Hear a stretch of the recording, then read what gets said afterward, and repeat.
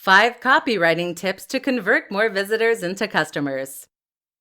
Few businesses fully recognize the power of good writing. A well-written sales script is very often the difference between a conversion rate of 10% and a conversion rate of 0.0001%. This is your opportunity to convince people to buy from you, to explain to them why your product or service matters, and to hold their attention. How do you do it? Here are 5 strategies that make a big difference. Be clear and to the point. Vantage Media uses innovative thought leadership and a collaborative attitude to push forward into new frontiers. We provide cloud-based solutions for small to medium businesses that want to see real change in their strategy and mindset. What's wrong with this opening? Simple. It doesn't tell the audience what they need to know.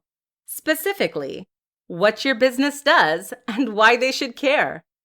Too often we get caught up trying to sound professional or show off and fill our content with jargon and nonsense. In the worst case scenarios, you can come away from a homepage none the wiser as to what the business is actually offering or what it does. Good sales copy and copywriting in general doesn't deal in flowery language, but rather communicates clearly what the business does. And it gets there quickly. Use storytelling. Storytelling is SEO for the human brain. We are hardwired to respond well to stories. They engage us and keep us reading, and they motivate, inspire, and influence us. If you want to make sure that people don't leave your sales pitch halfway through, then find ways to relate to it personally and use a narrative around it. Use split testing. A split test means creating 2 slightly different versions of your copy to see which one sells best. This way, you can test different headers, different opening lines, etc. This allows you to see what is actually working rather than be led by subjective opinions. Add social proof. Including stats, figures, and quotes can make a big difference to your sales. Not only does this back up what you're saying and give you much more credibility, but it also creates social influence. People think that this is now what everyone is doing. And when everyone is doing something, we always want to get involved right away.